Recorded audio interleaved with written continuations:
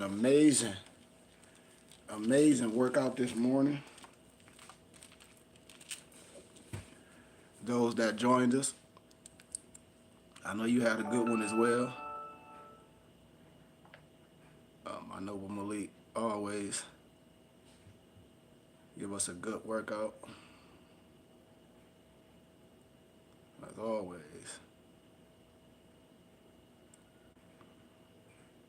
But how is everybody doing?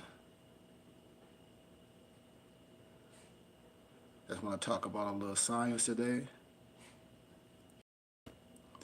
about culture and looking at things with a clear eye.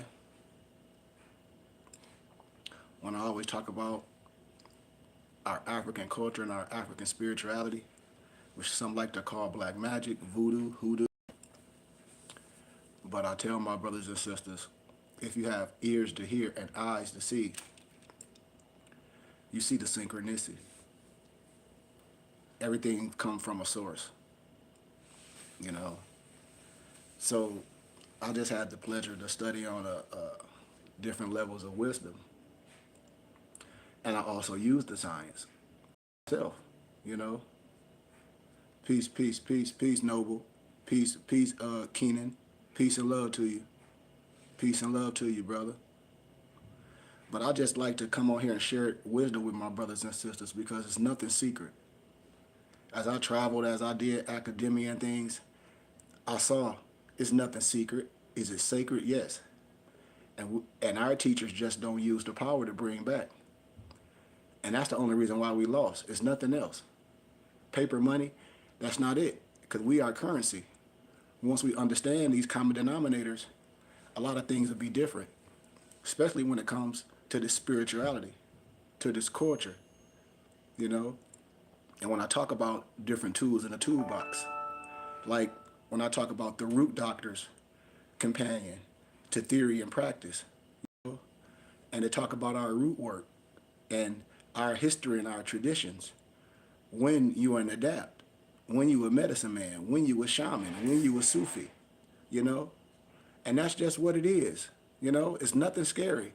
Everything that I show you and break down, all animal figures are nothing but pious hieroglyphs. No disrespect to no one. Only thing Europeans did, with all respect, is transcribe. No disrespect. From Edgar Cayce to Neville Goddard, from Adam Blavatsky, all connotated science. These is facts. But when I talk about the hoodoo Bible and things, I always say culture, you know? And what's the use of a doctor if no one is sick? So these herbal dispensatories and hoodoo root work and 278 magical herbs, root spices, all this stuff is in the Bible. I tell people, I say, but everything I speak on is in the Bible. I already said others use the biblical scriptures for power. Negroes use it to be on their knees. I tell my brothers and sisters all day, when you adapt and when you know all levels of science, the Sephirots, everything pertaining to Kemetic principles, above and below, language, linguistics, you historical, you operate on a whole nother plane. And the Negro Mason, the 32 degrees, whatever they want to be. I don't care if they so-called whatever Masonic group you in. It's snowman wisdom. And any brother want to get on here that's a Mason, a Prince Hall Mason, they know. You're going to have to with love. You're going to have to sit on your hands because you took an oath to do what? Not tell the truth. And you call yourself a damn widow's son. So don't come to me with ego. Come to me with truth, and we can have a good conversation. We base things on understanding, wisdom, not a belief system. And your belief can be based on a lie. No one has no power to do nothing to us. We've sold ourselves out over and over and over and over and continue to do these things. I don't care what nationality you are. If you don't like what I'm saying, you don't have to be here. This is what I be telling people. I said, I'm not prejudiced or no one else. I live in Arizona, which is a red state. Most of the people that deal with me are different nationalities. I have the right to talk about who I am. Why I'm gonna talk about something else? I don't care about nothing else. I don't love nothing else more than me and the creator.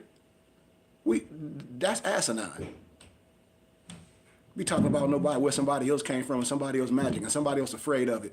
But they break it down in religious practices and they do it in private houses. And then the Masons take it and connotate it to snowman wisdom. Because you have no holistic power.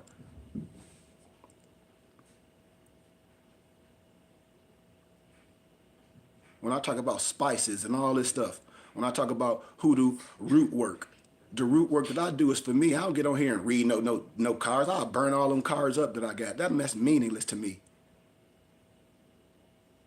All this stuff is exhaustive, and that's why people don't do it, because it's an exhaustive guide. Just like when I was in academia, when I'm studying, I gotta write 5,000 words and all this, and they have to be peer reviewed, and it has to be an annotated bibliography, and you have to reference it the right way. And I can take a commentary, 400 pages, and read it and summarize it and put it into like 15 pages for all my brothers and sisters can get a clear idea of what I'm talking about. And a lot of these root work and this magic and these references that I show you, it address every herb, root, spice, mineral, magical object that ever been used in the practice of hoodoo. So I love what was his name? Dr. Sebi. But I know where a lot of stuff come from, just like the herbology for home study, the Honduras doctor, where a lot of Dr. Sebi got that wisdom from. I have those manuals. So when people talk about stuff on TikTok and be like, yeah, Dr. Sebi will learn from the Honduras doctor. Okay, well, what you talk about? Well, I have the manuals. I have all the manuals with all the concoctions. And people see me making it.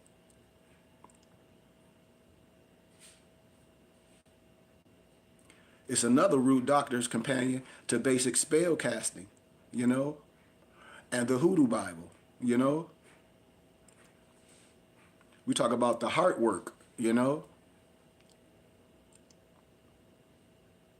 It's another volume when we deal with divination and we explore a lot of the traditional practices to predict the future, natural signs, bone throwing, card reading, dream divination. When I tell people, I say all this stuff that comes from our African culture, they just take it and connotate it and people take pieces of it. But when I show you, it's all ours, everything. Even when the Europeans take the chicken and twirl it, the turkey, whatever they would, chicken, turkey, whatever, and throw it, that's come from our culture. Ask them. The whole attire. I said none of them is original. The Klan ain't even original. They got their uniform from the black priest in Seville. Nothing is original. When I talk about the candle and the fire magic, proper way to build the altar, and essential parts of hoodoo magic, with all due respect, if you're a real person like this, you don't promote this stuff for sale. No hoodoo magic. When I tell people, you can't charge. You should have a suggested donation. When I say a suggested donation, mean, yes, you want somebody to do that, but if they don't have that, say if you asking for a suggested donation of $200, and somebody don't have $200, but they really need healing, and they have $50, well, that $50 should be just as good as that $200. Sir, ma'am. I ain't telling nobody to do nothing for free, because nobody's services are free. But when you operate in this manifestation, it should be suggested donations, and the people should understand when they're dealing with it if you want real. If not, then you see people following this fake stuff. You know? When I say tools in a toolbox, you know, our cultural repository is our hoodoo of the black African traditional, our folk magic, and our medicine practice. I'm telling you. And to understand any cultural phenomenon, religious practice, or traditional folklore practice, you must first know its origin and history. But this couldn't be truer for our practice of hoodoo, to know the history of it. The history and the pain and suffering, the hope, and why people had to go through things and do things that you thought was sacred or secret. And the strength of rituals is the strength of those who came before us. The power of a mojo bag. When y'all see me, and today they call it a talesman bag. And when y'all see my mojo bag, a lot of stuff I don't even show. It's certain powers of those that have struggled to find the right herbs, the oils, the cures to build them, and the workings of our spells. When I talk about recitation and the flame of the candles that we burn for our spells are the flames of the ancestral spirits that brought us forth, that got us here today, you and I. And we here to aim to dispel any doubts about the history and development of our hoodoo and give you a clear vision of it, the foundational beliefs and modern practices. When I say this is nothing scary, they always want to take our science and connotate it and whitewash it, but we're not doing that.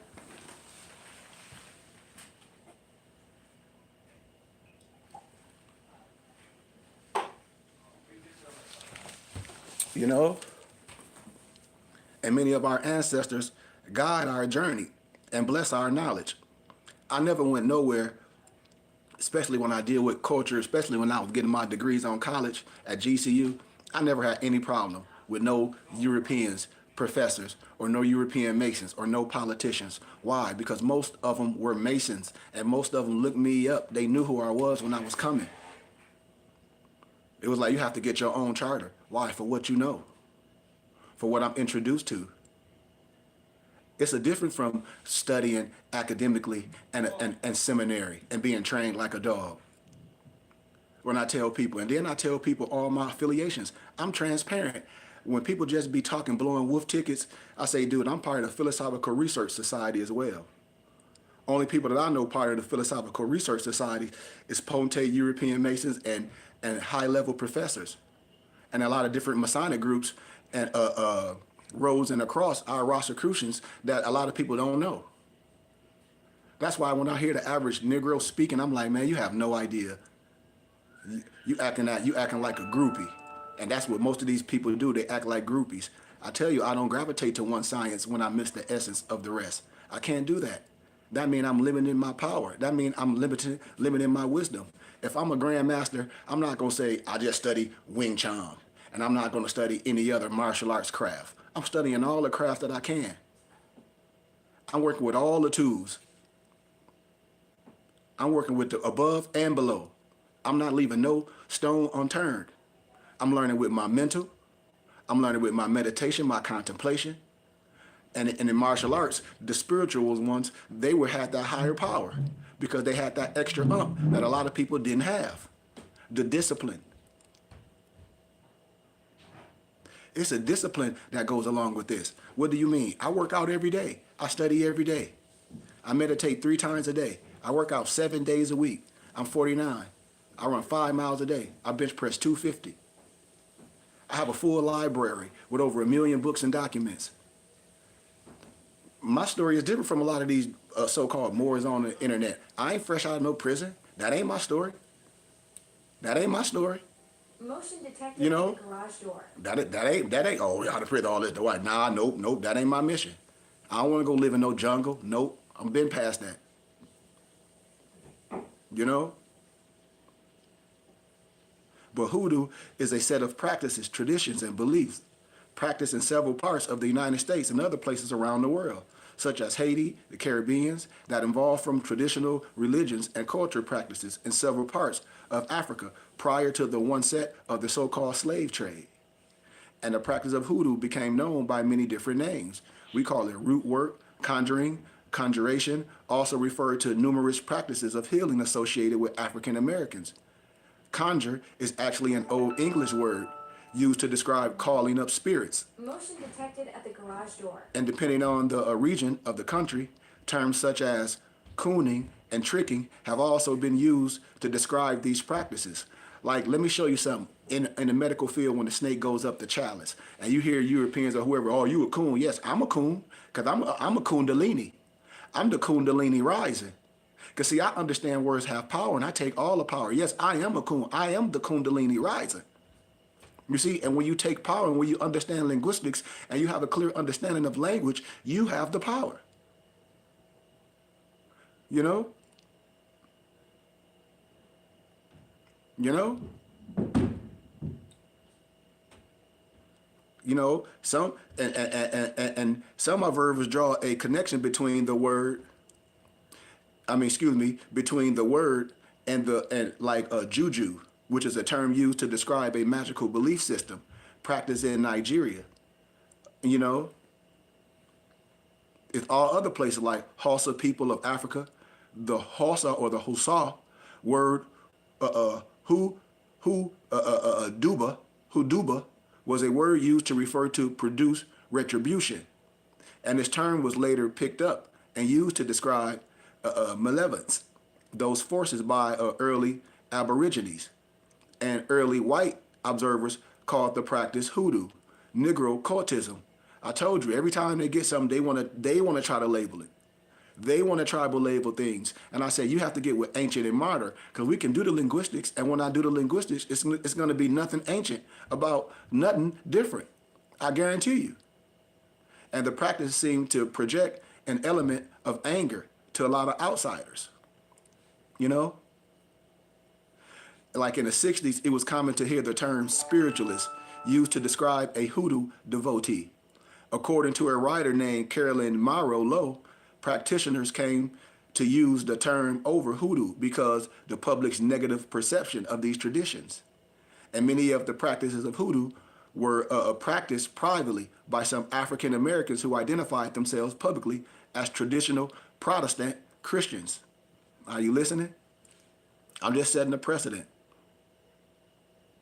But see, hoodoo was born in the darkest of time, in the diaspora, in Africa, you know, doing a so-called slave. A lot of stuff we had to create. They had the black Christian codes. You know? So I just wanted to set a precedent for where I'm getting ready to go with this piece of wisdom. But I just wanted to set a precedent. I want to see if there's something that I want to hit before I get into these couple bullets. Let me see. Let me see if there's something I want to hit before I get into these couple of bullets I got for you, because it's not going to take me that long. Because I always like to leave room for a person's interest to spark. I don't want to give it all to you. You know what I mean? I like to spark your interest. Let me see, did I have any more of these bullets that I want to hit in here before I go on to my notes? Let me see. Okay, nope, that's it. All right, let me get into this real fast. What's up, JoJo? Give me 1 second. Let me get my notes out, and we're gonna be right to it. Bam. All right. So, a lot of times, man, my brothers and sisters, how can I say this? When I say one nationality and many cultures, and we don't gravitate to one science, where we miss the essence of the rest. If y'all follow me on so different medias, I show all holy God men in the flesh, because they have done a plethora of good things. So for me, that's how I operate. I don't care what nobody's saying. I love Noble Drew Ali. I give admiration to our prophet, but I give admiration to all prophets in the flesh. I give all admiration to all prophets in the flesh. And that's what I try to tell us. I say, you like Michael Jordan? Yep. You like LeBron James? Yep. You like Magic? Yep. Okay then. Okay then. So what are we talking about? You see? We give homage to our greats the same way we do. And Negroes go spend money watching them play.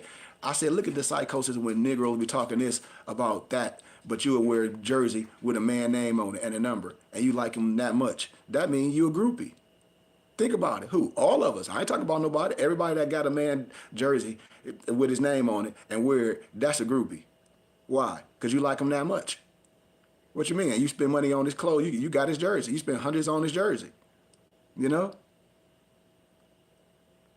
So, Proverbs 25:11. Do anybody know Proverbs 25:11? Somebody tell me what that is. Watch me get into this. It's gonna be very simple.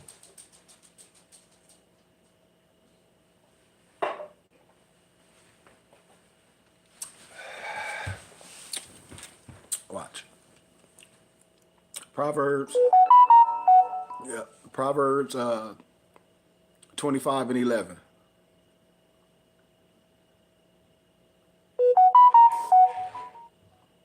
And remember, I told you the Bible is written in analogy, parable, symbology.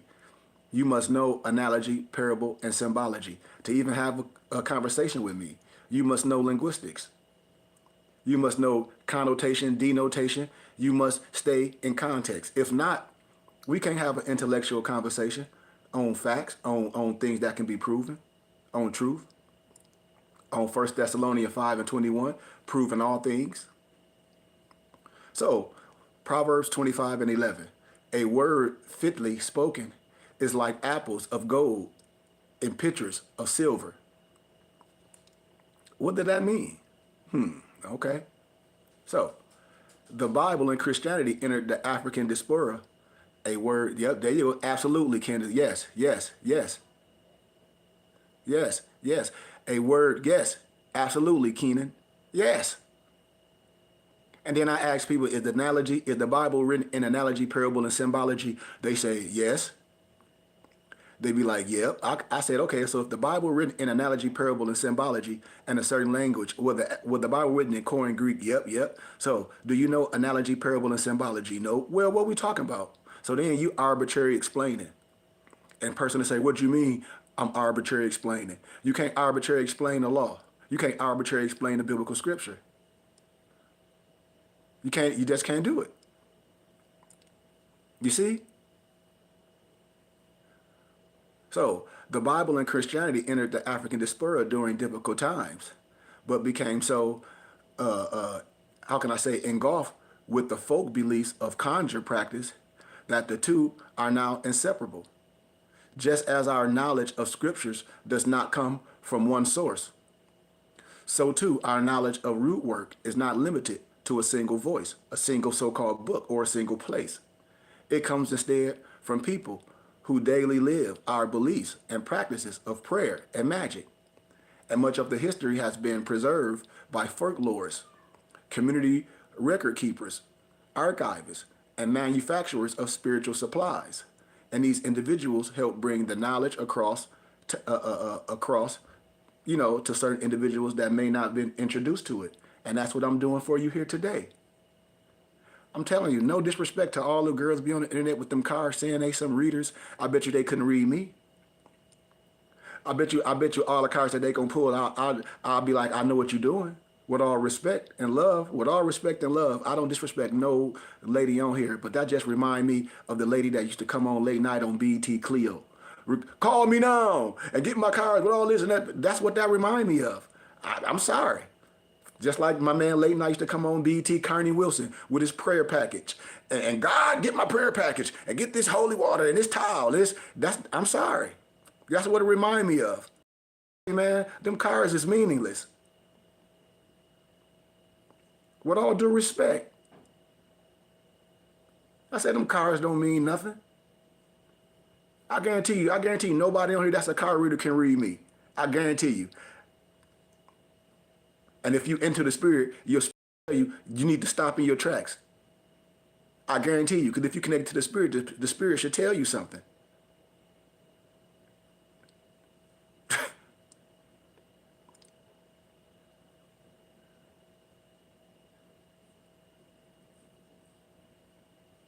But we live on and in our words. It's certain books as ours would scarcely be possible without the work of different people. I wouldn't be able to bring this stuff without the forerunners, those that did it before me. I give homage to all the greats, you know? I mean, there's so many people that I can reference. When I was speaking about this, I was referencing Nubel Niles, Puckett, educators, sociologists, and folklorists whose folk beliefs of the Southern Negro was published in 1926. Folklorist and novelist Zora Neale Hurston, who in 1930s wrote Hoodoo in America, Mules and Men, and Moses, Man of the Mountain. So when I reference things, when I say, well, what you mean, Sheik, I have to reference things for scholarship to show this stuff is older than you and me. And people took it and connotated it. Louis D. Claremont, the pseudo-anonymous owner of the Oracle products and author of the 1936 book Legends of Incense, Herb, and Oil Magic.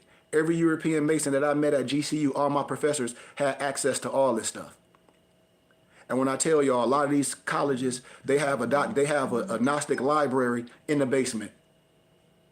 And I told y'all, I'm part of the Philosophical Research Society. I be waiting for people to come on here disrespectfully. I said, you don't disrespect something that you know is down with the same thing that you down, wisdom. And I got your charter. There's no reason to be disrespectful. Henry Gamache, a.k.a. Anne Fleetman, the author of the Master Book of the Candle Burning, and the 8th, the 9th, and the 10th books of Moses. Y'all know, they got all those different books of Moses. In the 1940s, Sidney J.R. Steiner, a.k.a. Michele Strabo, proprietor of Guidance House and author of the 1942 Magic Formula for Successful Prayer. Now, when I say AKA, I can say pseudium, because a lot of times those European writers, with all due respect, Albion, Traley-Dyke, whatever you want to call them, they wrote in a pseudium, because if they went against the church or whatever, you would be killed. So they wrote in a pseudium, like Peter Moon, Peter Moon wrote a whole bunch of books. You can research Peter Moon book, Spondu Mysteries, and you see all those U.S. generals with Noble Drew Ali on the cover.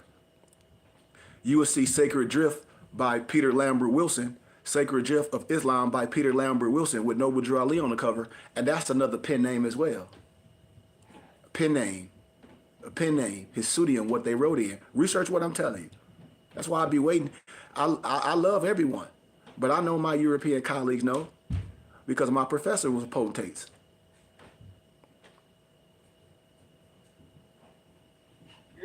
Yo, Good looking. you know it, brother. Good looking. Yeah. I'm finna get dressed and go to the barber shop. Okay. I'm all right. I might be done, Alright. but I'll chill till you get back though. I ain't gotta go until 2. Okay. That's my brother.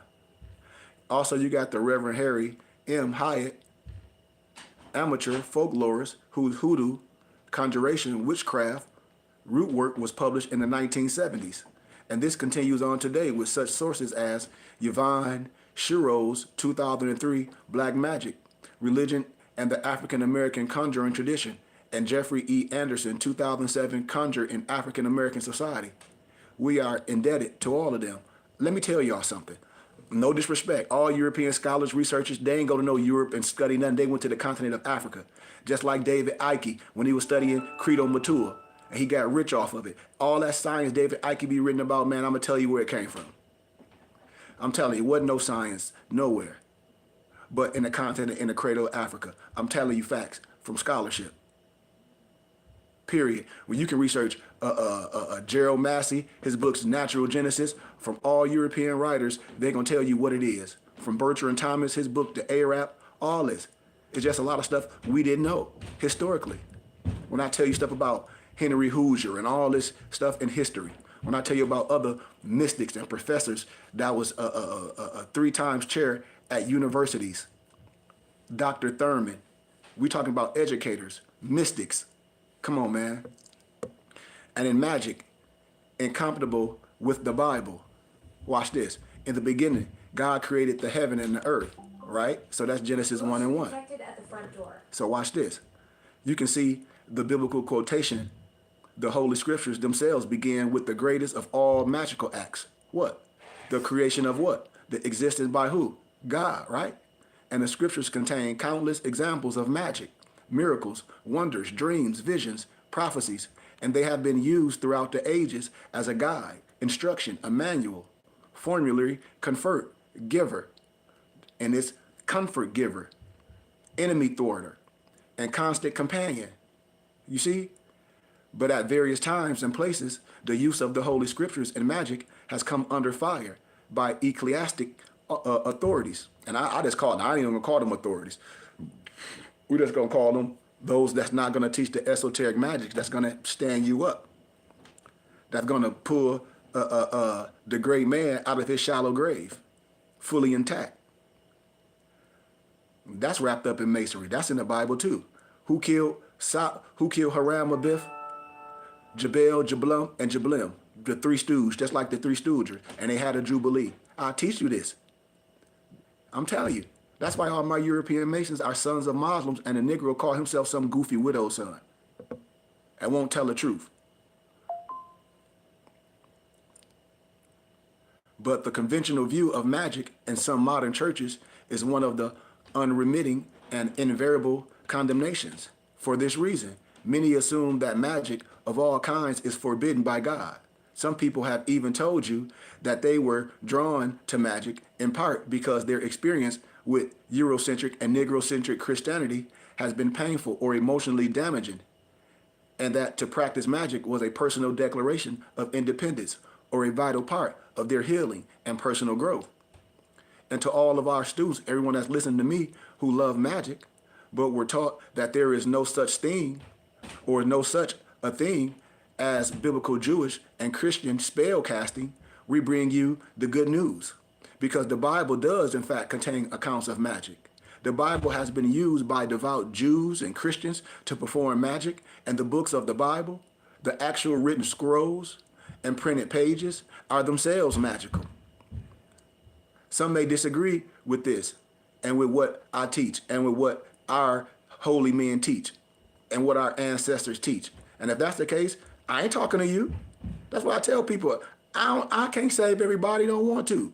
My people know my voice. But when my flesh is gone, and when you see at my eulogy, it's going to be people of all melanation. It's going to be children of all melanation. Because why? I've helped a plethora of people, no matter what your color is, no matter what your race is, no matter what your financial status is. I'll give you the shirt off my back. I done helped so many people in prison. When I used to stay in Tucson, Arizona, I met so many misnomer Mexicans and Latinos. Every time they got out of prison, I used to give suits away when I ran my suit store. All my Cholo homies, I'm telling you, I got love. I used to go to all the indigenous people weeks with all my misnomer Indians and Mexicans and Hispanics and all that, and with nothing but love, because I came as who I am. I'm like, wait a minute, all these names they gave y'all. You native of the land, all those misnomers, Mexican, Latino, all that stuff, that ain't what you call. You more. You are more. Those names was given to you. And in the end, when I break down this wisdom, I'm not saying I'm the final authority or the only one. I'm just giving you a short tittle. Because the ultimate authority is that essence, whatever you give homage to. That's the final authority, or God, per se. And some may even try to turn you away from the secrets that I offer. That's why I always use their words, and then when they hear, I say, yeah, because it's nothing secret, it's sacred with me. I mean it. If I'm going to deal with you, you're going to either be all the way in or all the way out, and I'm cool with both. I tell people I'm cool with both. I'm cool with teaching the truth, regardless if it fill a room up or clear it out. Why? Because I can go to academia like I do and leave this alone, and nobody will never hear from me, and that's what they want. And that's what they want. I'm telling you. But I refuse to do it. You know, I refuse to do that. So I'm okay being a poor righteous teacher. I'm okay being a 5%er. I just got to work hard in everything I do. That's why I do so much. That's why I went to the university. That's why I created a whole bunch of things to generate funds. That's why I help people. That's why I lecture. That's why I help people graduate. I have to do all those things. That's why I'm a personal trainer. That's why I get on here and lecture and ask the brothers and sisters to give donations. That's why I'm here in my city of Flint. I'm lecturing at a elementary school Tuesday. What it's called, Adore Writer Elementary School. And they just asked me to speak on why black people don't know themselves. Now here it is, all that. And I'm like, man, I'm just thankful for that. You know? I don't do this for funds. I don't get no donations from people like all the rest of those people do when they jump on here and they brag like they made millions of dollars off this. And I just talk for free. And I can tell you whatever you're paying for is worthless. You know? They may seek to deny you the blessings and the power that are rightfully yours from God, But remember, the devil can cite scripture for his purpose. I met so many dudes in prison can recite the Bible and the Quran. As soon as I came, they put their head down. Everyone, because my spirit, because who I am.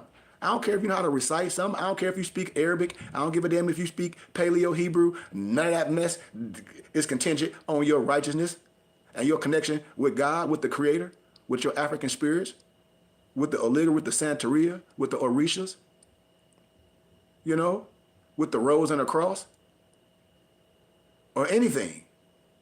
So in the words of Isaiah 52:1, we say to each of you, reading this, what I'm saying, awake, awake, put on thy strength, O Zion, put on thy beautiful garments, O Jerusalem, come and light your glowing candles, burn your fragrant incense, and open your household altars to the beauty and power of the magic in the Bible. Now watch this. Heroes of the Bible work magical spells. What do you mean, Sheik? Okay. In the Bible, there are many instances of magic and spell work, but they have been blurred by religious dogmatics and obscured by the mist of history and no longer seem to be the kind of acts that most people mean when they say magic spells. Please allow me to remind you of this. Watch this. Now, magical traditions regarding Jacob. Watch this, y'all. Hold on. Let me get some libations.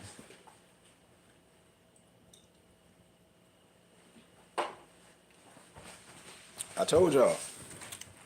Who told you this ain't canon? Who told you that these books not in the Bible or this not in the other? And I'm just giving you an analogy, something to think of. If I give you a puzzle and say put the puzzle together, and you say, okay, I come back, you put the puzzle together. You say, I'm done, but this piece is missing. But you say you done, it's all together. But it's pieces missing. It's just like in the Bible. It's pieces missing. How the Bible gonna talk about the book of Enoch and then the book of Enoch not in there? How the Bible gonna ask you, didn't you read this in the book of Yasher and the book of Yasher and in the Bible? It's a prerequisite. Research it. It's in Jeremiah. Didn't you read this in the book of Yasher? Well, the book of Yasher ain't here. Duh. That's a question. That's a prerequisite. The Bible, I'm giving you a schoolmaster. And I graduated from academic. I graduated from Grand Canyon University with a dual master's degree in first century history, religion, and linguistics, and language, and Christian leadership. I've done oral dissertations. I've done written dissertations, all that. I've been to the Grand Canyons and see what there. I got news articles and everything. I got a lot of information. I have a library with over 1 million books and documents. I be telling my people, you know what, as I proceed, but I'm in Detroit, let me tell y'all what happened to me. It's an old bookstore that this guy owned in Detroit. Old bookstore, got everything. When I say everything, and every time I come in town, he let me come in there, lock the place up, everything. Why he said, man, it's people that want to deal with you that, well, I got some new clients, and they say, well, why don't you just do this membership thing where you just charge $100 a month and send people 10 ebooks every month? I said, well, I got people that do that. They're like, you'll be able to build your temple and everything in your library real soon. He was like, deal with us. And then when I say a lot of our people don't support this, this type of stuff. But when I go places in real life and deal with different nationalities, they be into it. Like book clubs and science and like metaphysical stuff. Like, man, I done met so many good people that's different nationalities. It don't be nobody look like us there. I'm telling you. All the trade shows, all the crystal shows, it'd be no one there. I'd be the only one in my garments. So I know. And I live in Arizona. And when I come home, like right now, I'm in Pontiac, but I be in Detroit because I got my place in Detroit where I'm staying at. Man, it's crazy. But in the book of Genesis, we read that Jacob, the son of Isaac, worked for who? Who he worked for? Laban, the brother of Rebekah and brother-in-law of Isaac, for 14 years to pay the bride price for his 2 daughters, right? Leah and Rachel. Jacob then struck a bargain with Laban to provide for his household after he had fulfilled his contract. And in Genesis 30 and 31, Jacob asked for no money, but said, I will pass through all thy flock today, removing from thence all the speckled and spotted cattle, and all the brown cattle among the sheep, and the spotted and speckled among the goats, and of such shall be my hire. So Laban agreed, but Jacob took fresh cut branches of poplar, hazel, and chestnut, and peeled their bark back, making white strips and streaks on the branches. He placed the branches in the watering throws, so Laban's flock would see them while they drank.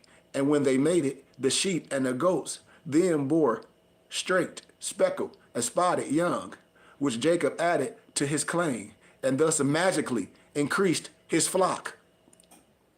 I hope you're listening. Magical traditions regarding Joseph in Genesis 40 and 41 tells us that during Joseph's sojourning meaning his travel in Egypt, he revealed a gift from the dream interpretation. And while in prison for a crime he did not commit, he correctly interpreted the prophetic dreams of two fellow inmates, right? One of exaltation, right? The other of execution, right? And eventually, this gift earned him his freedom.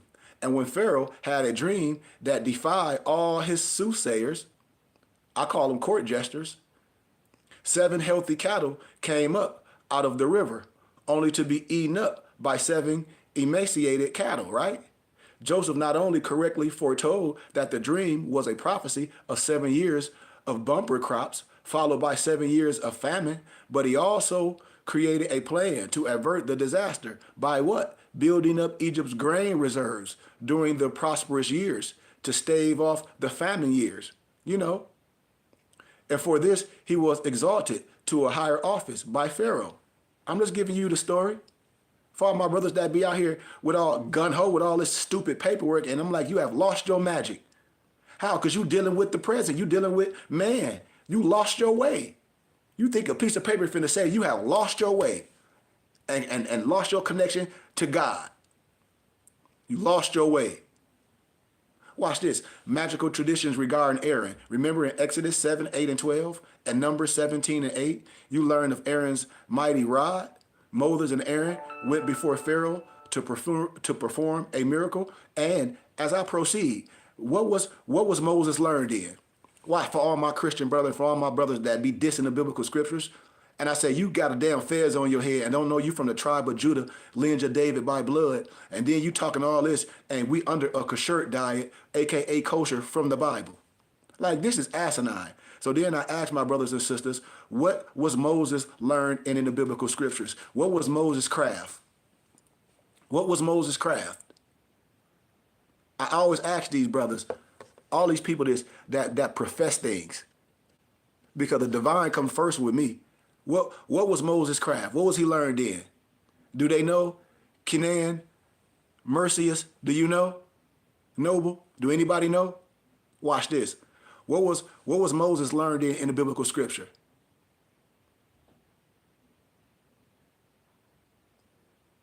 Do anybody know? Moses was learned in all the what? Moses was learned in all the what? And it's in your Bible. Do anybody know the answer? Moses was learned in all the what? Let's see, I want to wait to see do anybody know the answer. Moses in your Bible was learned from all the what? Let's see if my brothers and sisters can know. When I say, because I'm opening up everything for you. I'm opening up the hoodoo everything in your Bible. This is why they keep you away from your teachers. And you have some overseer, because there's power in this. Do anybody know? Do anybody know what was Moses learned in the biblical scriptures? Moses was learned under what school? Wait. Come on, somebody know this. Somebody should know this. This is elementary wisdom I'm giving y'all. Come on, somebody.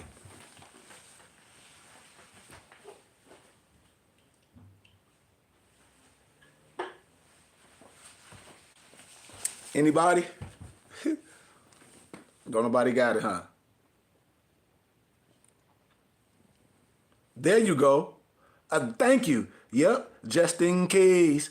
Whoever just in case, I'm a comedian too, but I'm not gonna disrespect nobody. But I like just in case I don't make it home tonight.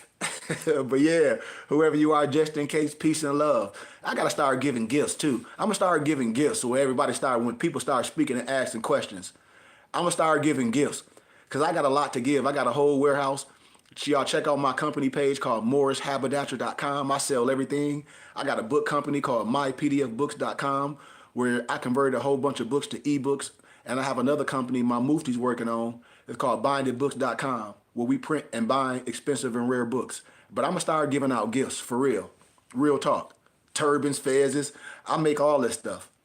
I got oils, man. I got soaps, like homemade soaps and stuff I make.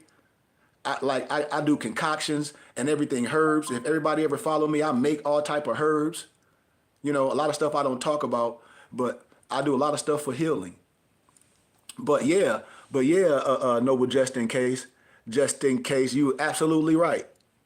Absolutely right.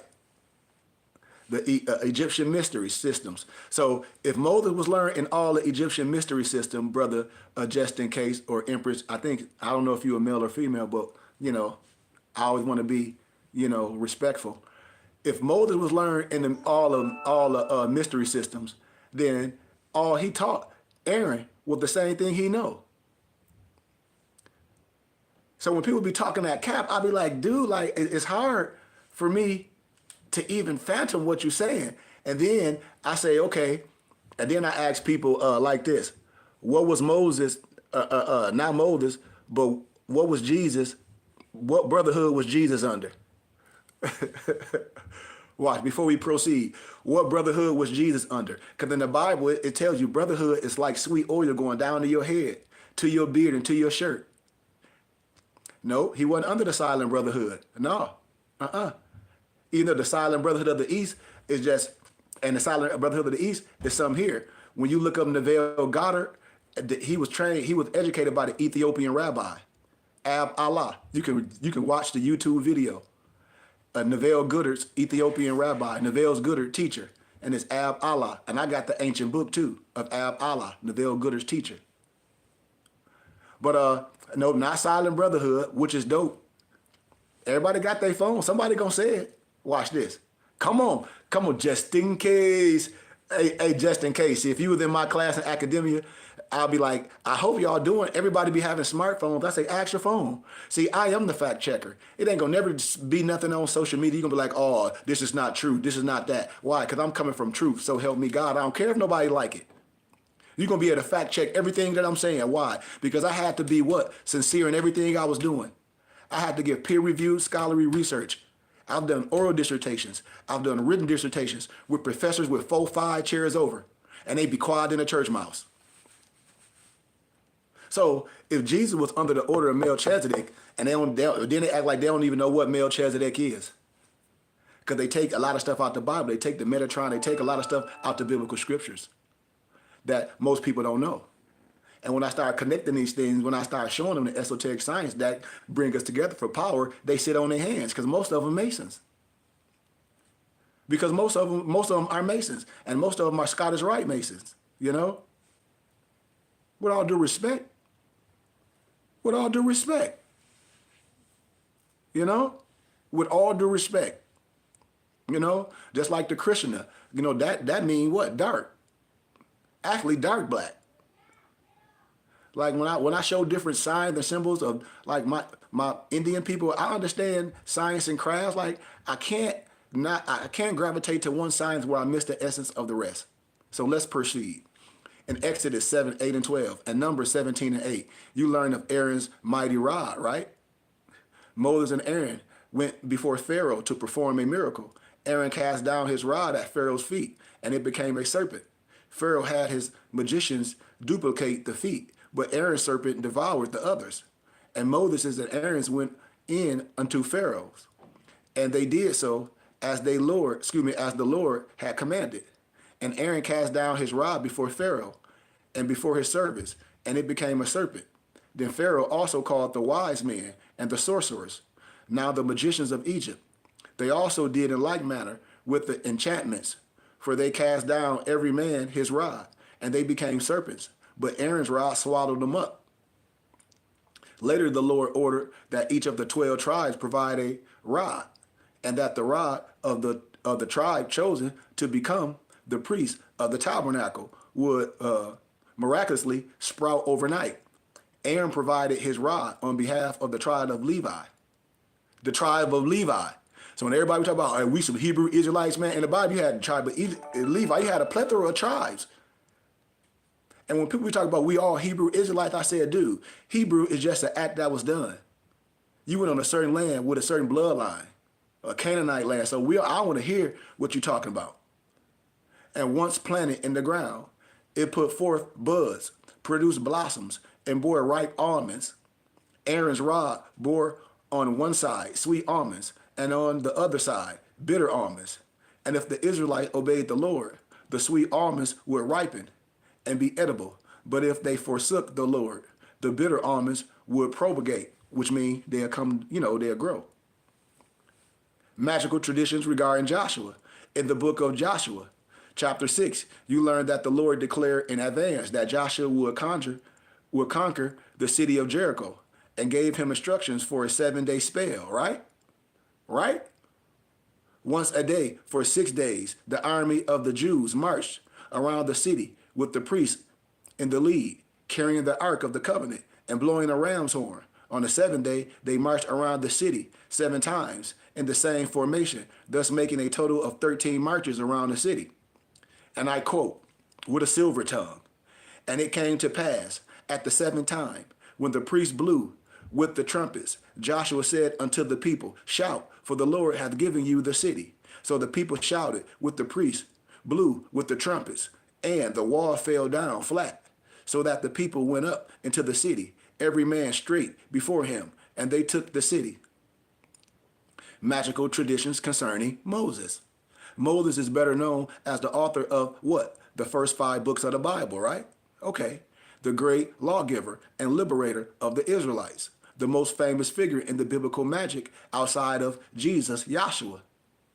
He is also the attributed author of the 6th through the 10th lost books of Moses and the sword of Moses. There is not enough space for me to list all the great acts. And we will, however, say this of him: from the bulrushes to the courts of great Pharaoh, from the burning desert to the burning bush, from the plagues to the Passover, from the striking of the tables to the striking of the rock. Moses did all that. Grimoires attributed to heroes of the Bible. Like, what you mean, grimoire? Like, it's a lot of, we call it black magic stuff that they took out the Bible because they don't want you to know this stuff. I'm telling you. How could African American slaves or their descendants have access to esoteric European traits and grimoires? The answer is stunningly simple. They bought them by mail order and they read them. A grimoire is a book of spells, divinations, and instructions for making magical talismans and amulets. And they provide rituals for summoning angels, spirits, or demons. Like back in the conscious time, and this when somebody said, "Man, Sheik, why don't you do this?" I said, "I don't debate no one because there's nothing to debate. I don't want to make nobody look stupid." And she was sitting showing me a thing with a so-called, those Hebrew Israelites, they were debating that dude polite. And he was like, "Y'all believe in the King James Version?" He came with the demonology of King James. And I said, dude, one, I know slick talk. He wouldn't be able to say that to me because if anybody read that, you would have known that that wasn't even a reference to even use for that. If you read it.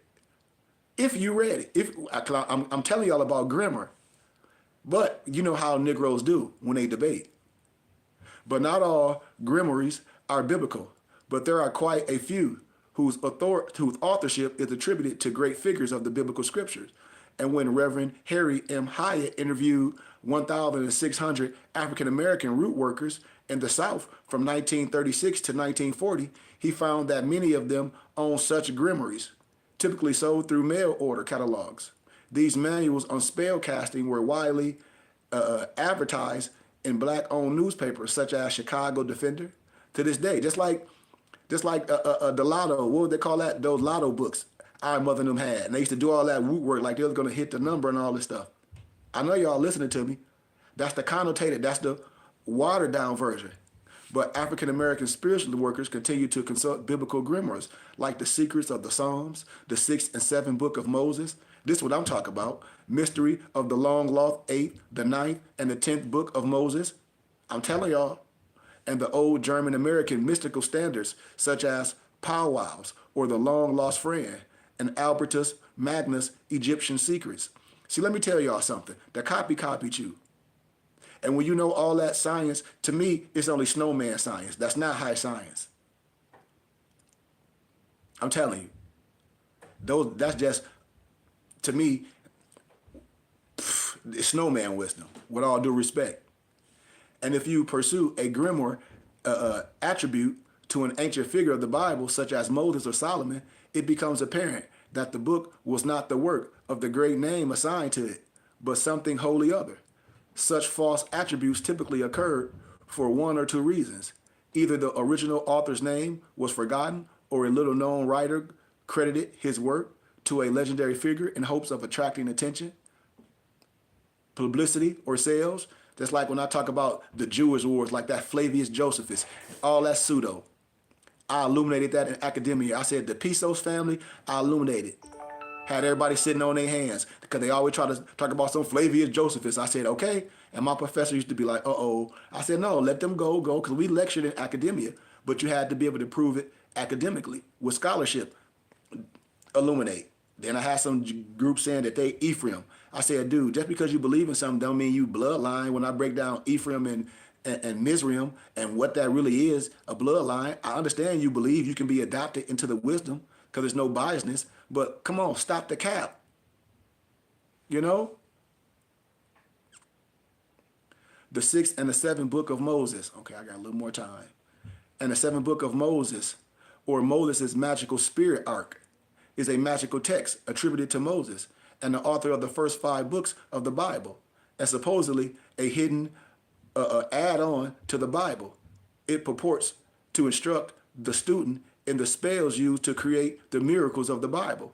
It includes magical drawings or seals accompanied by incantations that instruct one on how to perform a variety of spell casts, from controlling weather and people to contacting the so-called underworld, including famous biblical figures. No, the first edition of the book has been discovered, but the 18th century German pamphlet version do exist, and I got it. And I converted it to English. And after an 1849 printing of the book caught the public fancy, the use of the mosaic seals and folk magic spread through Germany and Northern Europe, and then to German immigrants in the United States. And as soon as the text was translated into English, it was picked up by African American root doctors in the South, as well as Afro-West Indian Obeah practitioners. And the book was actually banned in Jamaica, adding to its mystique. And I got all this stuff. And when I go places, when I meet people, they be like, are you into this? And I'm like, how? They're like, because they be like, it's on you. They see it. And a favorite reference that demonstrates this is the 1963 song. It's a song called 6 and 7 Books of Moses by the Jamaican reggae group, I think it was the Maydals. And the band's leader, Toots Hibbert, a former gospel singer, first lists the canonical books of the Old Testament, but he ends with the 6 and the 7 books. They wrote them all. And when I show y'all these seals and things,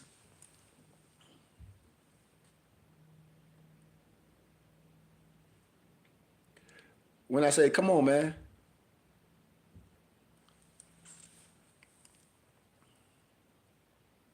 So when I talk about the long lost so-called 8th, 9th, and 10th book of Moses, originally published in 1945, Mystery of the Long Lost 8th, 9th, and 10th book of Moses. It was written in Hermey. Hold on one second. Hold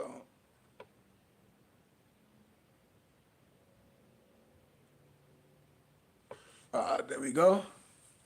Yep. But it was written by Henry Gamache, the author of such hoodoo classics as the Master Book of Candle Burning, The Terrors of the Evil Eye Exposed, and all these I have in my library.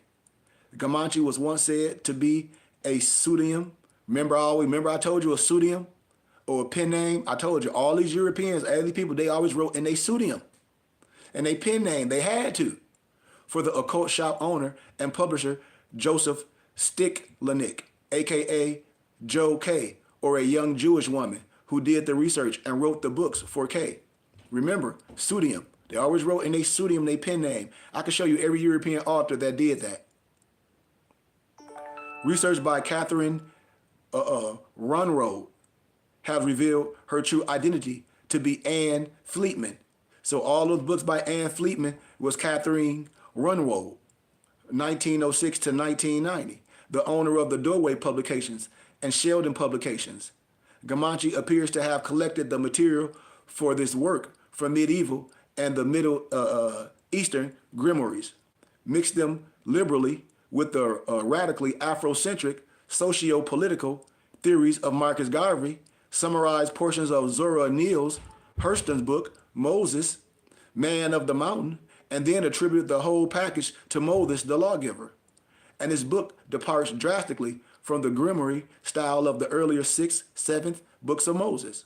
It opens with an astounding biography of Moses, which is used to show that African tribal beliefs are linked to ancient Jewish and Egyptian religions. When I show you the Igbo is the Jew, all the Europeans know. I have the documents with all respect. And the second part of the book is a disclosure on how the sacred writings of Moses were lost. The volume ends with the 44 secret keys to universal power, some of them translated from a German edition of the Greek magical papyri, and some from a then very obscure grimoire called the Sword of Moses, which had earlier been translated into German by the scholarly Moses Gaster. Fleetman was obviously fluent in German. Sprechen die Deutsch. He was fluent in Sprechen die Deutsch. In Gamache's view, Moses was the great voodoo man of the Bible, and Gamache departed from biblical tradition in other ways as well. For instance, the Bible only briefly mentions Jethro, high priest of Medina, and Moses' father-in-law, but Gamache suggests that Jethro possessed great strength, which Moses studied until he could turn water into blood, command the power of the flame, bring disease to cattle, and create swarms of insects. In short, until he had the 10 plagues in the palm of his hand. Watch when I start showing people how I do these crystal bowls and my other singing bowls. I'm going to show you what it does. And I'm going to show you how I can put water in each of them and how it's going to be different ways. And when I freeze it, you're going to see different crystallization. Watch. Very simple. Gamache freely admitted that the spells and seals passed down under the name of Moses were not Moses' work, but said that even after the original meaning of the text was lost, miracles and wonders still occurred. Gamache put forth that the seals' non-Hebrewic origin does not detract from the authority. In other words, Moses may not have composed them, said Gamache, but they have enough power to be worthy of his name. So when I always say a person might not have came up with it, but if they inspired and they brought it to you, then that's a good. In academia, we give credit to the author. Magical traditions regarding Miriam, the sister of Moses, is the subject of the Bible's short, potent 5-word prayer. O Lord, make her well.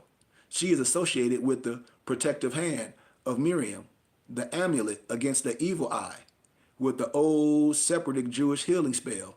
Watch this though. Now let me go back. And I'll be telling it like, I love all my empresses on social media, but I know y'all playing. I know y'all playing. Because when I do this root work, you have the evil eye right on you. That's why I went, and then they play with the tarot card. I said, I know you, Cap. I know you, Cap. But it's the amulet against the evil eye. And with the old separative Jewish healing spells, like Miriam, the prophetess, who performed cures and gave medicine and took away all the sickness and threw it into the depths of the sea. So I take away the sickness of so and so, daughter of such and such. Magical traditions regarding Elijah. I told y'all, most of these people you're going to meet, they stay in paper stuff. No power. I told y'all, I've been through that lower level spectrum. We on a higher spectrum. We on a higher spectrum than these paper terrorists. Elijah the prophet raised the dead, caused and remedied a great drought, and was taken up in a fiery chariot, a harbinger of the Messiah. He is prophesied to return. And before the coming of the great and terrible day of the Lord, in one old separatic spell, Elijah banishes the evil eye from a nursing mother and tells her to do what? Breastfeed your child with joy. And then you see these emperors out here with this goofy evil eye. Magical traditions regarding Solomon. King Solomon, 970, 931 BCE, the son of King David, is the subject of the biblical books of Kings and Chronicles, and was the author of the Song of Songs, said to describe his love affair with Queen of Sheba, the book of Proverbs, Ecclesiastes, and a apocryphal wisdom of Solomon. Solomon not only oversaw the building of the first temple and established a Jerusalem as a city of justice and peace, he was a powerful ruler and a wise judge. He was also said to have been a sorcerer who could communicate with and command the allegiance of animals, demons, and the dead. As such, he was posthumously accredited with the authorship of several grimoires, including the 14th, the 15th century Key of Solomon, the King, and the 17th century, the Lesser Key of Solomon. And through the same sales agencies that brought the seals of Moses into hoodoo, Solomonic style spells to control demonic and spiritual forces by means of talismanic seals and sigils. That's another form when I talk about the spirit builders. When I show you the spiritualness of another form of masonry, you will see seals and sigils that I show you, different pictures and things. That's analogy and parable that mean things, but were accepted and adapted by the 20th century root workers. And we use these seals in conjunction with prayers. And it became very common among those engaged in the making of mojo bags. And they were also carried in the pocket or wallets. Solomon's name even graces the classical hoodoo oil, King Solomon wisdom. I mean, when I show y'all talisman things, and I don't really show like my talisman bag and what's in it, but I will show like pictorials sometimes just to give you people a little eye of things. You know, when I talk about the anatomy of a seal, I'll give you this. The seventh pentacle of Jupiter, according to the Key of Solomon, the king, as translated into English by S.L. McGregor Matthews, this seal hath great power against poverty. It's considered with devotion, repeating the versicles. It served furthermore to drive away those spirits who guard treasures and to discover the same. At the top is the shield or the Star of David for strength and protection. The 8 radiating lines form a magical symbol that goes back to the ancient Babylon. I'll teach on that later. Similar emblems are also found in the Norse magic. At the terminals are magical and mystical symbols drawn from Renaissance Christian ceremonial magic that are intended to express, attract, and command the benevolent, the planetary forces of Jupiter. The Hebrew versicle around the circle looks more mysterious than it actually is. And the text is from Psalms 113, verse 7 and 8. He raised up the poor out of the dust and lifted the needy out of the dunghill, that he may set him with princes, even with the princes of his people. You see? I got a little bit more and we're going to end. Jesus, Yahshua, the master of the magic. But when the Pharisees heard it, they said, this fellow do not cast out devils, but by Beelzebub, the prince of the devils. And Jesus, Yahshua, knew their thoughts and said unto them, every kingdom divided against itself is brought to desolation, and every city or house divided against itself shall not stand. And if Satan cast out Satan, he is divided against himself. How shall then his kingdom stand? And if I, by Beelzebub, cast out devils, by whom do your children cast them out? Therefore they shall be your judges. But if I cast out devils by the Spirit of God, then the kingdom of God is come unto you. has come unto you. Matthew 12, 24 and 28. And for the most part, Jesus, Yahshua, mere words were sufficient to work miracles. And if he could turn water into wine, heal paralysis, curse a tree, multiply loaves of fish, or bring a dead person back to life, his power included the most potent of spiritual abilities to cast out, dismiss, or quill evil spirits. This power remains inherent in the gifts of Yahshua delivering blood. To heal the sick on 3 different occasions, he restored to an old folk cure that employs the protective and healing properties of saliva. You spit 3 times toward off the effects of a curse, and it's a sovereign cure for eye disease. And this tradition was already ancient in Yahshua's lifetime. And in the Second Temple period, there was also a belief that the saliva of a legitimate firstborn son had healing properties. You would also find this belief stated without any additional detail in the 6th and 7th books of Moses, because some who saw Jesus, Yahshua, thought that he was an illegitimate son. It stands to reason that his healing the sick with spit would have been an effective counter-argument against those who questioned the legitimacy of his birth. Remember Mark 7:33, to heal a deaf and mute man. Jesus, Yahshua, stuck his finger in the man's ear, spat, and touched the man's tongue, right? I'm just painting a picture for you. Mark 8:23, Jesus, Yahshua, spat on a blind man's eyes, touched the man's eyes, and restored his sight.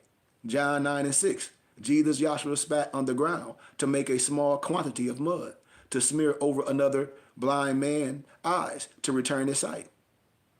Doctors, conjurers, faithful disciples.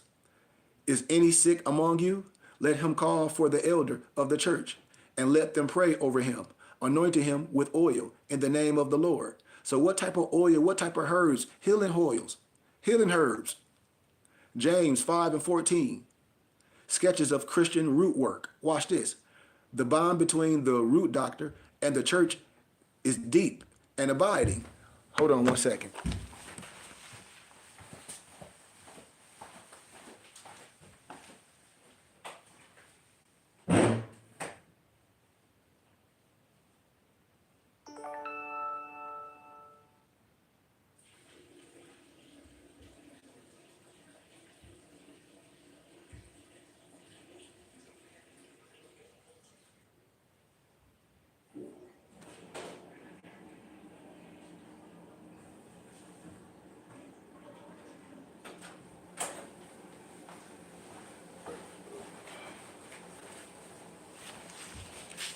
See, it's a difference from a minister and ministering. I just happen to be both. I just happen to do both. It's just like in your biblical scriptures. It said you need ministers, seers, prophets, all that to build up God's kingdom. I just happen to be all that wrapped up in one. I've been in the temple for all my adult life. Sketches of Christian root work. The bond between the root doctor and the church is deep and abiding. In his 5-volume hoodoo conjuration witchcraft root work, published from 1970 to 1978, the Reverend Harry M. Hyatt related stories of his 1930s tour of the South, where he interviewed root-working ministers and preachers. He was given dozens of spells that called for the recitation of scriptures, were performed in the names of the Trinity or the apostles, or made physical use of the Bible, holy oil, or holy water. As professional conjuring doctor told him, you know the Lord Jesus Christ is the biggest hoodoo man in the world. You got to have him to go along with you to do these things. Jim Haskins, in the 1978 book, Voodoo and Hoodoo, The Craft as Revealed by Traditional Practitioners, noted that the Baptist Church was particularly attractive to the slaves, for certain aspects of its practice were identifiable with African religious traditions. And Jeffrey E. Anderson cited the same linkage in his 2001 book, Conjure in African American Society. Some hoodoo doctors were specifically gifted with the ability to conjure by God or spirits. as he been their African forebears. The same is true today.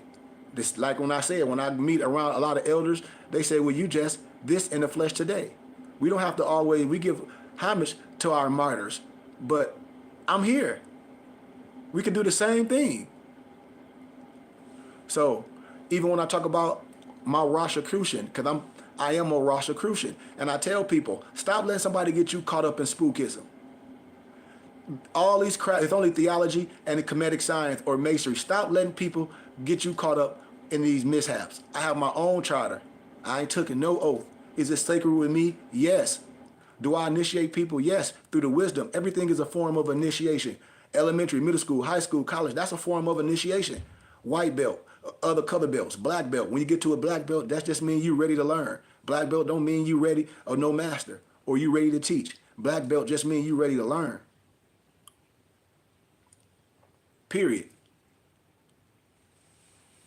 But we have, myself and others, we are Rosicrucian root doctors, you know? We talk about Memphis and Mizraim, you know, and we work with herbs, you know? A lot of we train and receive from the Rosicrucian manuals, you know? It was another lady named Myrtle Collins. They know this. You know, as Reverend Hyatt during the interview, she had an interview with him in 1938, and he said, and I quote, "I am a spiritual doctor. I know about this work. I am a doctor that tricks. The sacrifice that you offer up to Jesus, Yahshua, remove the trick, for he is the trick giver and the trick taker. You concentrate your altar with a prayer. In that room, I wear white robes. I wear a white satin hat. It's a cape-like. It just fits your head. That protects you against the work, the turning your hair gray. This work will aid you." She also told him, "We get plenty of work from white people." The conjure doctor as a church leader. The majority of African American root workers are Protestants with the Baptist denominations in the fore. And when I showed y'all this, like Reverend Thurman, he was a mystic. I used to go to this bookstore called Wusan Bookstore in California. Man, they used to be amazed every time I come in there. And now my library is probably more extensive than everyone. No disrespect, I know it's more extensive than colleges, because I have over 1 million books and documents, and I'm part of the Philosophical Research Society. And I'm connected to Harvard and Oxford. A lot of people don't even know about, what's his name? He wrote The Life, Liberty, and the Pursuit of Happiness, Charles A. Wiseman. Charles A. Wiseman wrote a plethora of books, and I used to tell everybody to get them. He has a document called Life, Liberty, and the Pursuit of Happiness. Then he got a whole nother lesson where I teach these people about your rights and your human rights and all this stuff. And then you get these goofball Moors that talk about they sheiks, or this not important no more, because you're dealing with some false paper stuff that ain't no good. Acting like some paper terrorist with that European Roger Elvick bullcrap. So I just want to stop right there. I don't want to get too further. I've been at my hour time, but I'm back in my city. Like I said, I'll be doing a little small lecture speaking at an elementary school called Doyle Ryder Elementary. My mom connected me with it, and one of my family friends, she works there, and so she was like, "Just come speak on why misnomer black people don't know who they are," and they've been following my page. She was like, "Man, I just can't believe that these people that say this don't have you on their platform and you going to teach scholarship." And I said, "Well, I'm glad that you here, because truth has no size. I don't care what Moors group you are. I don't care what religion you are. Truth has no size. And if we're going to deal with scholarship, and if we're going to deal with peer-reviewed scholarship, how can you disagree with what someone that's giving you?" And I give you everything. And I challenge academia. I'm talking about with a business degree and its spiritualness and language. And I have a full library. We cannot be arbitrarily explaining things based on how we feel. And a lot of people just will stand on a lie. And I say, "Are you sincere?" And they say, "Yes." Well, then when you find out that you're not right, you should get yourself right back on here and say that you were sincerely wrong.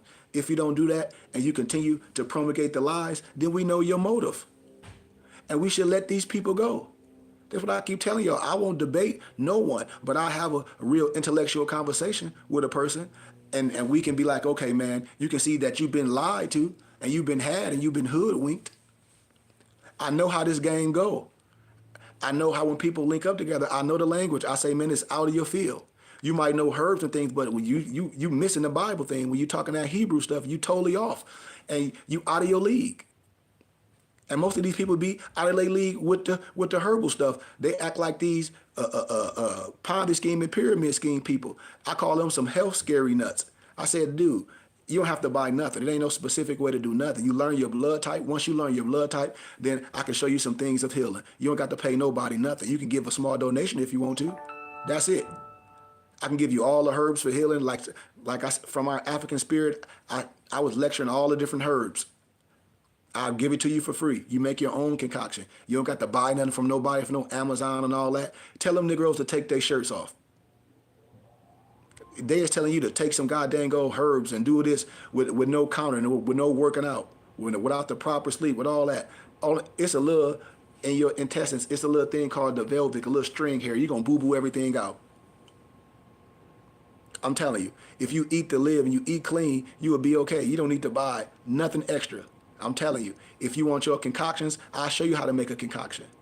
You don't have to buy nothing. You can give me a donation for my time, and you can go and buy the herbs from anywhere you want to. But if you getting the herbs from me, then of course I got to charge for the herbs because I pay for them, and I got to pay for shipping.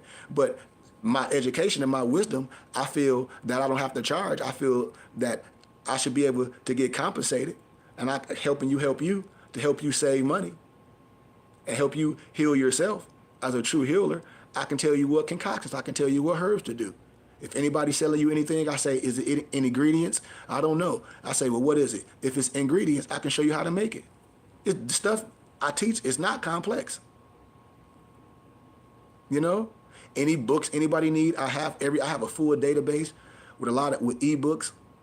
So we can't make the excuse like, oh, I like to write on this. Okay, get your tablet and turn the page. And then print and buying the books on your own. And that's how you can walk around with all your books. And then the expensive and rare books you print and buy. We got to start linking up, man. I have a full library, family, I'm telling y'all, of so much wisdom. And I share everything with people.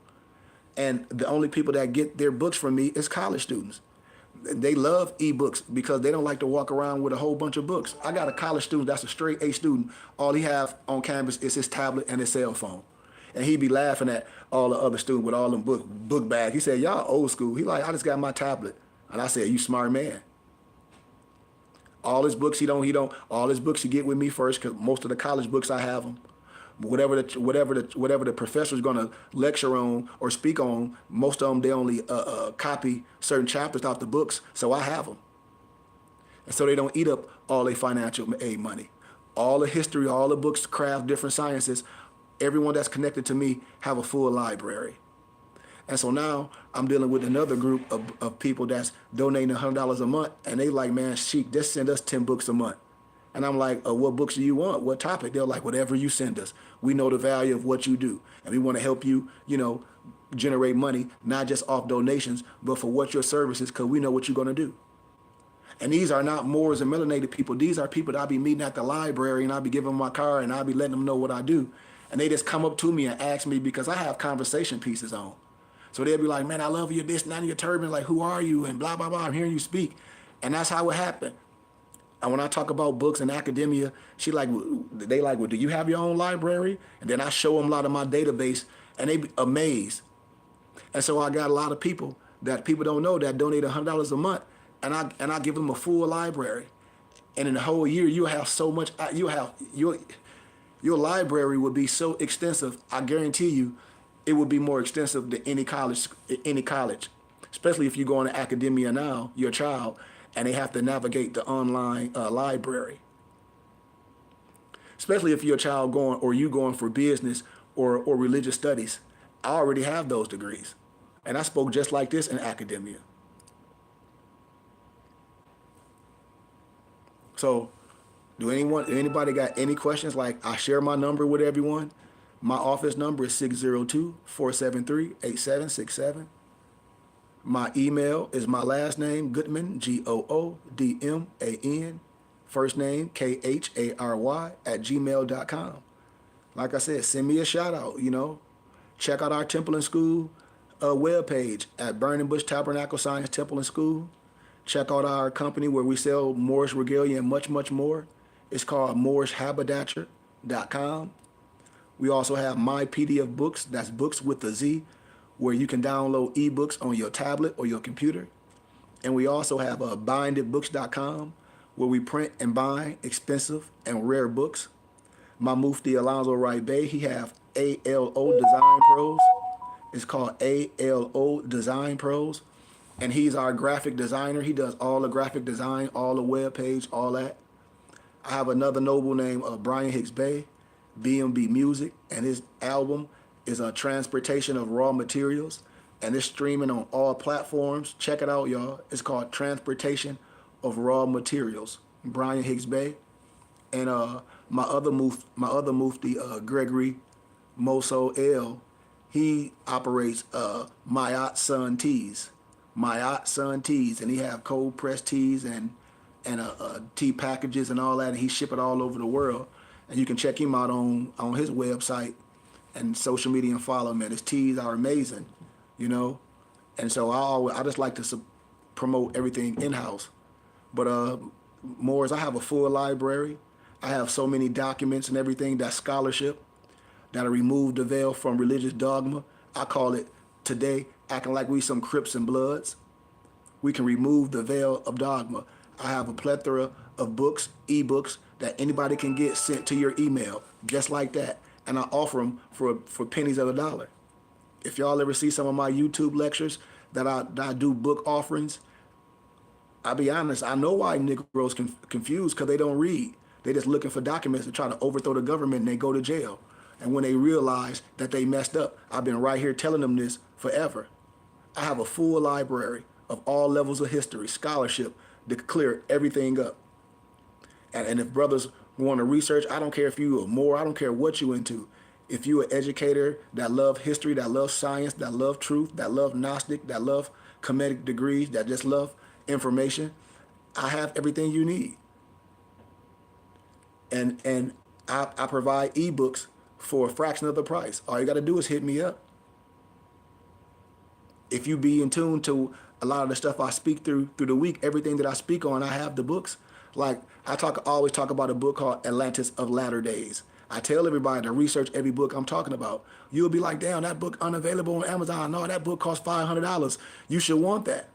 If I talk about a book, it's called Melanin, the Chemical Key to Black Greatness, and that book costs stacks on Amazon. You should want that. If it's a book called The Forgotten Cause of the Civil War by Tinsler, and that book costs $900 on almost $1,000. Forgotten Cause of the Civil War it costs $1,000, and then Melanin, the Chemical Key to Black Greatness costs $1,000, and then Atlantis of Latter Days costs about $500, $600. Why wouldn't you want that from me for a small donation, a bundle donation? And then it's another book called Russian Icons by Vladimir Ivanov with all the plates in it of the ancient Russians, the icons. That book costs stacks. They say that book should be read by all scholars, and all colleges have them. I have all that for y'all.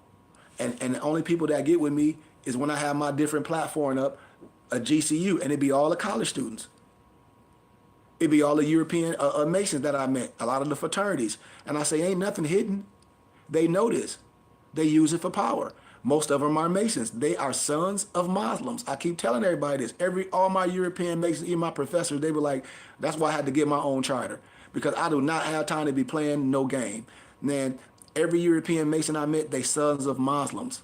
They are sons of Muslims, and in the charter, they must respect and obey all true Muslims, all true Mohammedans. I'm telling you facts. They're sons of Muslims, with all due respect. The lower house is Christianity. When they get to a higher house, they become practicing Muslims. And the password is Assalamu Alaikum. I'm telling you facts. I'm telling you. So it ain't no disrespect to no one. I'm coming with peace and love. And I'm saying, man, we here. We can create our own institution. How? By providing things that people need, all the books and everything you need, any turbans and fezzes, I provide it. Any of our cultural tunics, cotton or silk, our talents, our kufis, everything we provide here. And we operate off donations. You see my handle up there? Anybody that give donations, all you do is put your email in there.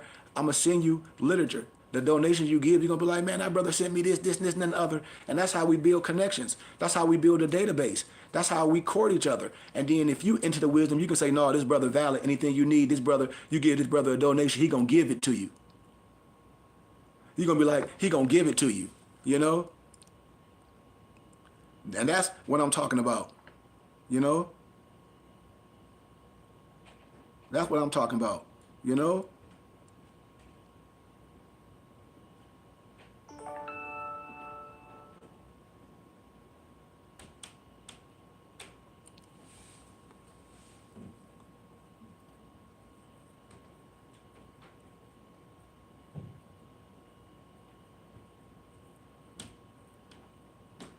Yep.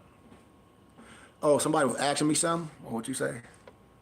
What? Let me see what somebody just asked, because I don't want to get out of here. Somebody, you said Deuteronomy 18 and 22. Deuteronomy 18 and 22 serves as a test for prophets, stating that if a message spoken in the Lord's name does not come true or happen, it is not a message from God. Such a message is considered presumptuous, and the people are instructed not to fear the prophet, and highlights that fulfillment predictions are a mark of a true prophet. So what are you asking me? What are you asking me? I can give you some context, like the verse is part of a passage from Deuteronomy 18, 15, and 22, where God promised to raise up a prophet like Moses and warns against false prophets. And then you got the test. If a prophet speaks in the name of the Lord and the predicted event does not occur, the prophecy is false. You know? He said, you losing me with what you asking me. What you asking? A prophet who makes false prediction is speaking presumptuously, proudly, or arrogant. So I don't know where you're going. The people are told not to be afraid. Are you changing the word of God? I don't know what you're talking about. I don't know what you're talking about on that. When you say about changing the word. Or do you follow? I'm not orthodox. I don't believe in nothing outside of myself. I'm not orthodox, I'm Sufi. I don't believe in no outer experience when I'm a die. I'm Sufi, I'm not orthodox. I have a clear understanding. I have degrees in this.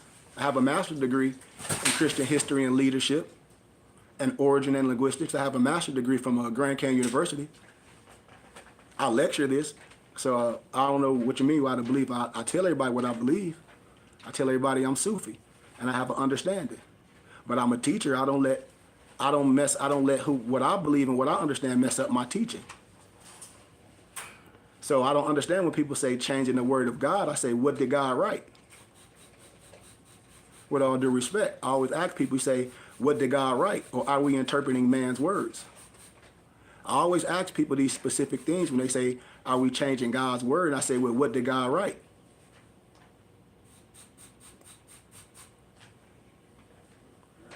I mean, what somebody said, that person's clearly not paying attention to what you're saying. Yes, they are. They're just asking questions. This person is, he is asking a question. He said, so you follow Islamic teachings? Once again, I'm under the triple rose. I understand all three religious rights, the Fatimid, the Jerusalem, and the Christian. I'm not Orthodox. I'm Sufi and I'm Tasawwuf. I'm not Orthodox. I don't gravitate to one religion where I miss the essence of the rest. So you follow Islamic teachings. Clearly, anybody with any sense would be like, well, are you listening? With no disrespect to you, we're like, I hope you heard what the brother just said. Now, if anybody what I just said, I'm Tasawwuf. I don't gravitate to nothing outside of myself. So when you deal with religious Islam, they believe they're going to die and have all these virgins. When Christians, they believe they're going to go to heaven. So clearly, what I'm saying should be self-explanatory to anyone. And like I said, when I do this on the college campus, they be like, oh, yeah, he's Sufi. They like, he's a teacher. Motion detected He's at the Rabboni. garage door. I have a clear understanding of all this. So I have it. It's like with my religious Muslims. I don't have a problem with them doing 5 salats, but I know that's traditional. And I, as a historian, I know what the al salat is. I know when it's done. I know it's standing straight up. You know, I know it's standing up. So I have a clear understanding of these things. I don't do nothing outside of myself. So when a religious Muslim, they go out and do all that prayer, that's the time for God to rest. And it's in the Quran. I don't do nothing traditional. So Motion detected I hope at that the cleared. garage door. I hope that cleared that up. Just like if I was going to the continent of Africa, if I was going with the Zulu, and I'll be able to adapt because I understand the Zulu teachings. I understand as a medicine man, I'll be able to go with them, with my European Jewish colleagues. When I talk about the Sephirots and all that, I'll be able to adapt because I have a clear understanding. I would be accepted as a teacher, as a Rabboni, with all due respect. Where no one, I always tell people, no one can put me in a religious box. Or are you Christian? No. Or are you Islamic study? No. I tell everyone, I'm a Sufi, I'm a teacher, I have clear understanding. I'm under the triple rose. And so I hope that explains what the individual was asking me, Nick Morris from Love. Because we said, or do you follow Judaism? I have an understanding. I know it, when I talk about the Igbo and the Igbo, when I talk about the real crafts and where a lot of stuff come from no disrespect, I know a lot of people may not have been introduced to a lot of things. And that's what I tell people. I say, clearly, we that's on a certain level where we want to use religion. Well, are you this, or are you that, or are you that, or are you this? And if a person be around, they be like, dude, like, this brother already explained this with love. You know? As a mystic, as a Sufi, understanding the esoteric, the exoteric. I don't gravitate to one science where I miss the essence of the rest. No man, no woman can put a cap on my understanding. I know how to use my left hand and my right hand. I know how to conjure things in my brain. I know how to use my weapons. I know how to use both hands, both feet. I know how to use the different weapons. I know different crafts. So that's what I'm saying, and that's what religion have done to a lot of us. It put a cap on it. And when you start looking at monotheism, because even when you say Islam, well, Islam is old Jewish. When I talk about the Nebutan library, when I start getting historical on things, a person be like, well, damn, yeah. A lot of people are just not educated on specific topics, and I'm not talking about no one on here specific. And we get into argumentative things and debating, because a person may believe in this, or a person may believe in this per se. And I said, I never get into no religious discussion with no one, because I understand. I understand you might understand the esoteric. I mean the exo, the outer. But what about the esoteric meaning? You know, what about the words in it? You know, what's being said, what's being promulgated, where it come from, the historicalness. Because I always use the analogy with knockoff. I use the analogy of knockoff shoes. Somebody got their knockoff shoes from a gas station. Somebody else got their knockoff shoes from the hood store, and they both arguing whose shoes is original. But both of y'all got on some fakes. So when I deal with the origin of Islam and I deal with the origin of Christianity, they both can go sit in timeout. If we're going to come from the historical origin, because I can break the history down, and if anybody dealing with philosophy or history, you're going to have to agree with what I'm saying, or you're just basing it on what you believe. And I'm not arguing with that.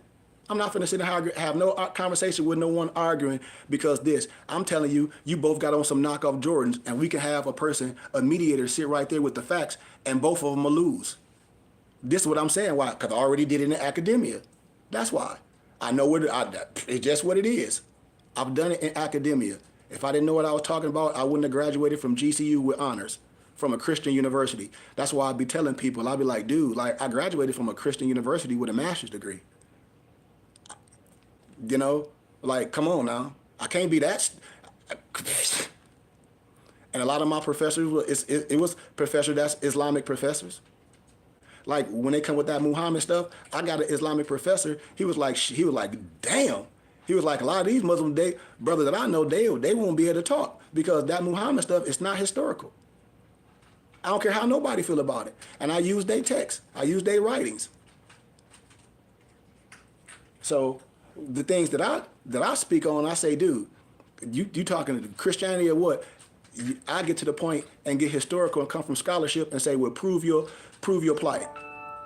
Because I can rest my case with no rebuttal. And I can give everybody the facts before I even do what I'm going to say. Everybody going to be like, man, please don't stop. They'll try to talk to me in the chamber and be like, dude, like what you're saying, he done gave all the information. You about to lose. Because I give everybody information before a person try to come with it and be like, well, dude, you shouldn't do that. I done did this in academia, you know, with professors and things. I've done oral dissertations. I've written dissertations in scholarship. And I already done discussed this. No, Islamic, that, Christian, whatever, man, that ain't historical. And I can show you with the origin and the root of all of it. Point blank. And when we start dealing with linguistics, like when I'm not on nobody's side. I'm not on the white lie, and I'm definitely not on the black lie. I stand right in the middle with my pendulum, the truth. 1 Thessalonians 5:21, prove all things and hold fast to what is good. I'm not on nobody's side. I'm a lion. I stand here and die on the sword. And so when people say, what do I believe in? I can't be a teacher and be operate under a false, oh, I believe in this. And I say, okay, well, then I deal with the philosophy of religion. And you come with your belief system. And I say, well, you believe or you a philosopher? Oh, well, I believe. When I say, well, I'm a philosopher, I think very deeply. So if you believe, let's go outside. We're dealing with philosophy of religion. And I tell you to move that mountain. And then you get mad. Go move the mountain. Go move the mountain. And you don't know analogy and parable and symbology in the biblical scriptures. And that's what I tell people. We be so quick. And I'm not talking about no one. We be so quick to say, well, are you this or are you that? And I tell people, you shouldn't be concerned what I am. You should be concerned what you are. Because I already let people know who I am for the record. Anybody that know me and see me how I operate, they should know. When they say, well, are you this or are you that? He's not neither one. He's not neither one of those man-made things. So can you explain more in the roots? Say in African mother. I'll do that another time. I already lectured this stuff. And see, I'm glad you saying this. I'm on my YouTube page too with somebody asking me stuff. Nick Morrison, 2741. He was like, Sheik, you already answered this and lectured this stuff before. I don't want to go in circles. You know, I don't want to go in circles, but I did this before. So can you explain more into the roots? Say, you lost me. You lost me. When you said, so can you explain more into the roots, say, into the African mother goddess? I already did with the 12 African spirits. I already dealt with the 12 African spirits.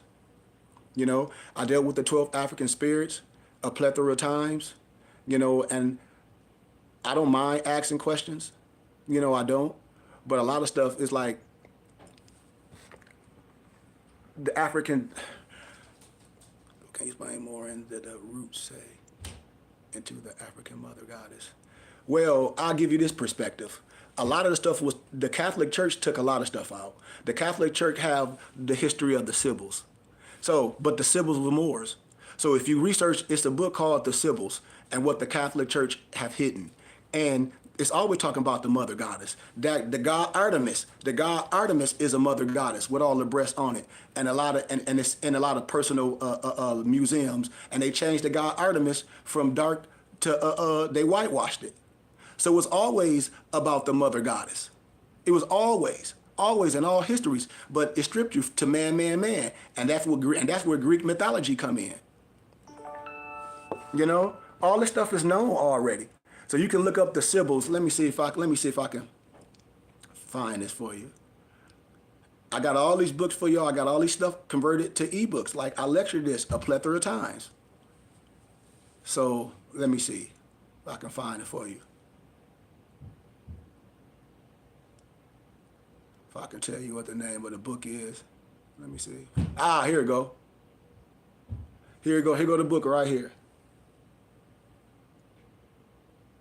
See that? See that? Here go the book.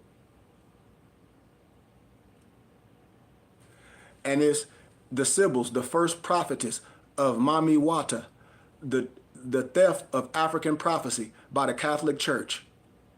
And I lectured this at GCU. The theft of African prophecy by the Catholic Church. For 6,000 years, Africa was ruled by a powerful order of civil matriarchs. Civil matriarchs. They produced the world's first oracles, prophetess, and prophets, known as Pythonists. They worked the oracles in the black Egyptian colonies in ancient Greece, Rome, Turkey, Israel, Syria, Babylon.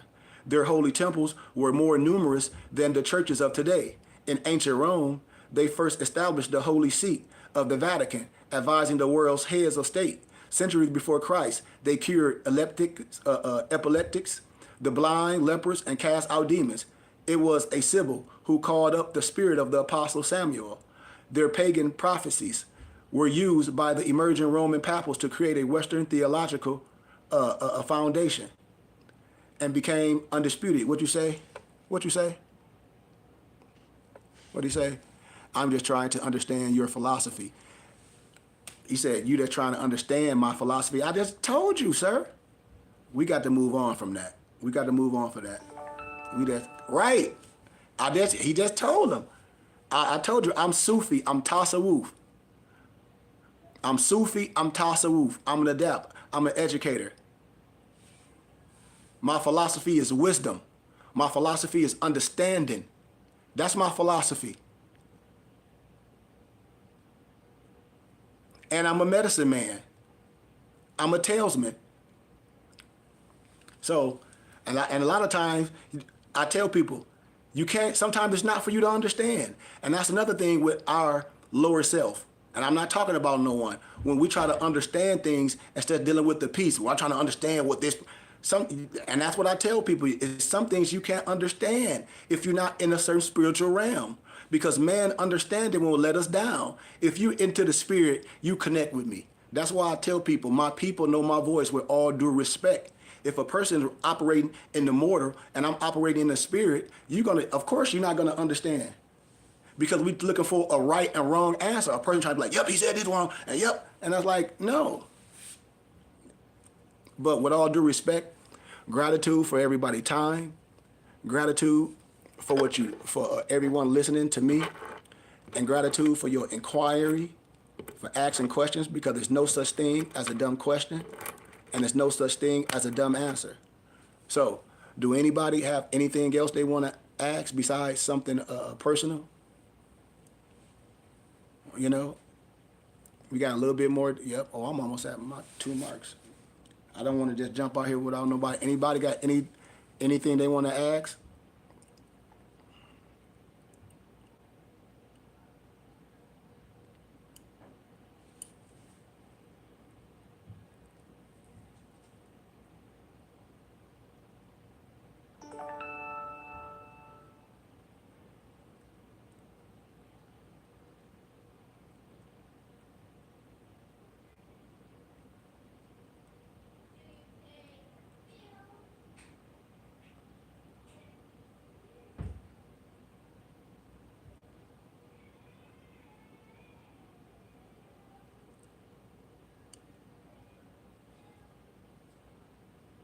Let me see.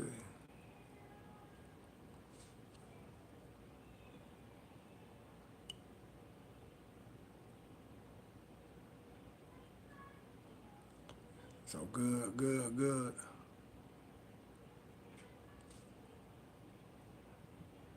Okay.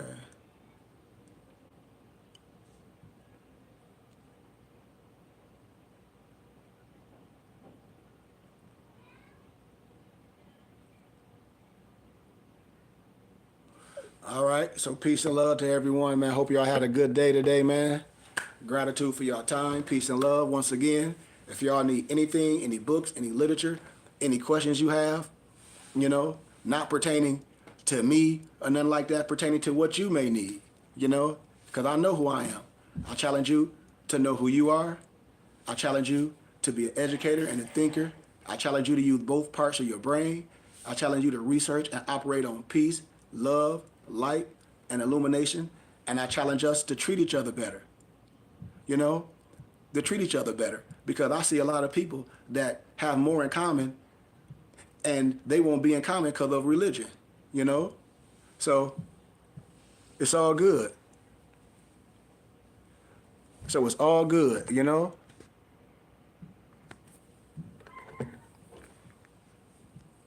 So it's all good, family. I love y'all once again.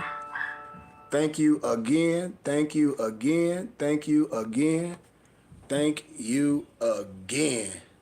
Peace, peace, peace, peace, peace, peace, and love. And we out of here.